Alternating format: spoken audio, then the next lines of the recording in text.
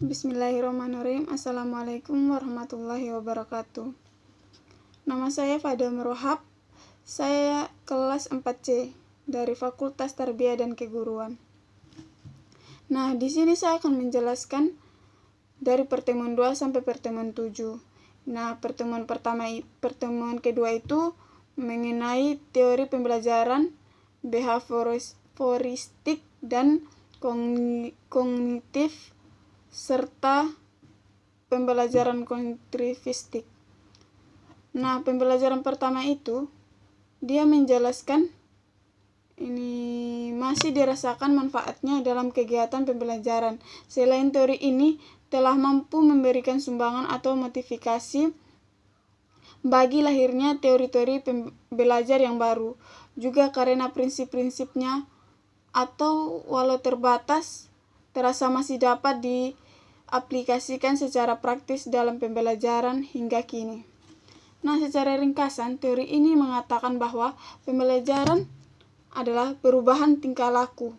Seseorang dianggap telah belajar sesuatu jika ia telah mampu menunjukkan perubahan tingkah laku. Nah, apabila teori ini dalam pembelajaran bahwa kegiatan belajar ditekankan sebagai aktivitas atau mimetik yang menuntut siswa untuk mengungkapkan kembali pengetahuan yang telah ia sudah pelajari. Nah, kegiatan selanjutnya yaitu teori kognitif dan penerapan dalam pembelajaran. Pengertian pembelajaran menurut teori kognitif adalah perubahan persepsi dan pemahaman yang tidak selalu berbentuk tingkah laku yang dapat diamati dan dapat diukur. Nah, asumsi teori ini adalah bahwa setiap orang telah memiliki pengetahuan dan pengalaman yang telah ditata dan dibentuk struktur kognitif yang dimilikinya. Kemudian, ada 3 pakar teori yang terkenal, yaitu Piaget, Brunner, Ausubel. Nah, Piaget ini berpendapat kegiatan belajar terjadi sesuatu dengan pola tahap-tahap perkembangannya tertentu dan umur seseorang, serta melalui proses asimilasi, akomodasi, dan ekuilibrasi. Dan pendapat Brunner, yang kedua itu pendapat Brunner. Nah, dia mengatakan bahwa belajar terjadi lebih ditentukan oleh cara seseorang mengatur pesan atau informasi dan tidak ditentukan oleh umur. Berarti yang pertama itu dia menentukan umur, kalau yang ini tidak terbatas, tidak ditentukan oleh umur. Nah, yang selanjutnya itu Ausubel. Proses pembelajaran terjadi jika seseorang mampu mengeliminasikan pengetahuan yang telah dimilikinya dengan pengetahuan baru. Proses belajar akan terjadi melalui tahap-tahap perhatian stimulus, memahami makna stimulus, menyimpan penggunaan informasi yang sudah dipahami. Nah, selanjutnya itu teori belajar konstruktivistik dan penerapan dalam kegiatan belajar. Nah, usaha pengembangan manusia dan masyarakat yang memiliki kepekaan, mandiri, tanggung jawab dapat mendidik diri sendiri sepanjang hayat, serta mampu berkolaborasi dalam memecahkan masalah.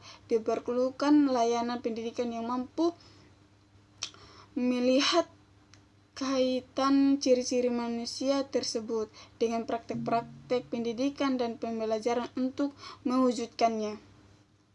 Oke, selanjutnya itu teori belajar humanistik dan penerapan dalam kegiatan pembelajaran.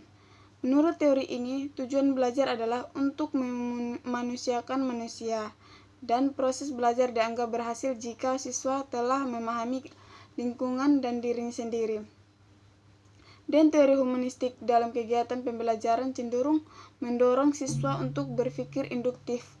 Teori ini juga mementingkan faktor pengalaman dan keterlibatan siswa secara aktif dan belajar.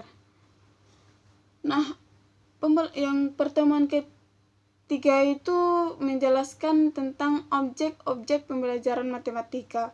Nah, dalam objek pembelajaran matematika itu terdiri dari hakikat matematika, ilmu matematika, matematika sekolah, dan lain-lainnya. Nah, yang pertama itu hakikat matematika. Hakikat matematika adalah salah satu ilmu dasar yang mendukung pertumbuhan dan perkembangan teknologi. Nah, matematika memiliki sifat khas sebagai ratu dan pelayan sains. Sebagai ratu, matematika mengayomi tumbuh perkembangannya sains, dan sebagai pelayan, matematika menyediakan alat untuk tumbuh berkembang sains.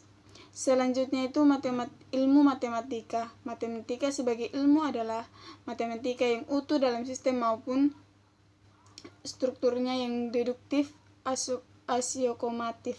Penalaran matematika sebagai ilmu hanya penalaran deduksi. Objek ilmu matematika bersifat abstrak. Nah, matematika sekolah.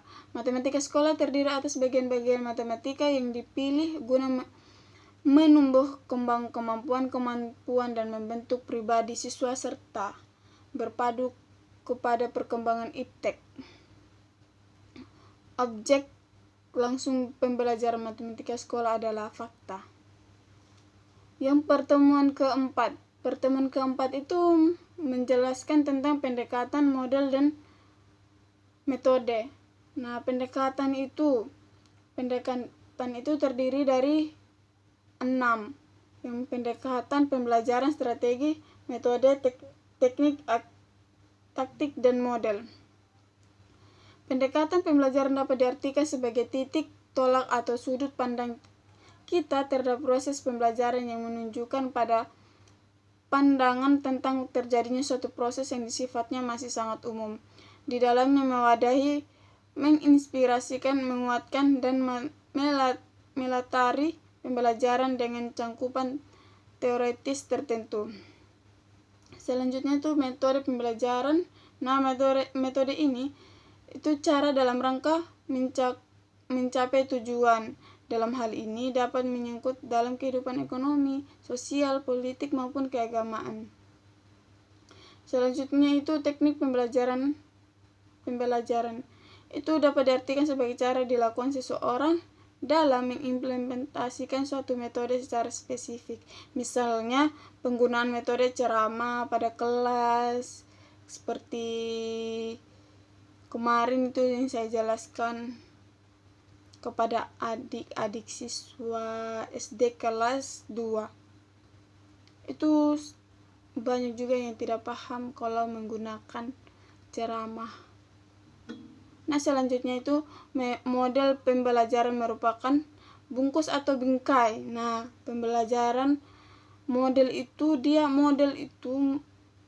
pembelajaran itu merupakan bungkus atau bingkai dari penerapan suatu pendekatan. Nah, pertemuan ke-6 itu menjelaskan tentang Realistic Mathematical Education atau biasa disebut RME. Nah, pendidikan matematika realistik RME menempatkan realitas dan pengalaman nyata siswa dalam kehidupan sehari-hari sebagai titik awal pembelajaran serta menjadikan matematika sebagai aktivitas siswa. Siswa diajak berpikir cara menyelesaikan masalah yang pernah dialaminya. Karakteristik RME yaitu penggunaan konteks, penggunaan model, pemanfaatan hasil konstruksi siswa, intervitas, keterkaitan prinsip-prinsip RME, kelebihan dan kekurangan RME, serta konsepsi siswa dan peran guru dalam RME. Di pertemuan ke-7 itu kami disuruh membuat video cara mengajar kami dengan menggunakan metode RME. Di sana saya memilih tingkat SD kelas 2 SD. Di situ saya menjelaskan kepada mereka tentang matematika, pembagian, pengurangan, perkalian, dan penjumlahan. Di sana tingkat 2 SD itu belum paham karena rata-rata siswanya itu tidak paham dengan cara mengajar guru karena mereka hanya menggunakan menggunakan ceramah, ngomong panjang kali lebar. Sedangkan matematika itu kan dia itu abstrak. Jadi bagaimana caranya itu agar siswa itu paham dengan apa yang kita jelaskan nanti. Nah, di sana saya menggunakan metode jari. Di situ siswa semua paham dengan matematika. Mereka bisa mengerjakan ini soal yang saya berikan kepada mereka. Sekian dari saya. Wassalamualaikum warahmatullahi wabarakatuh.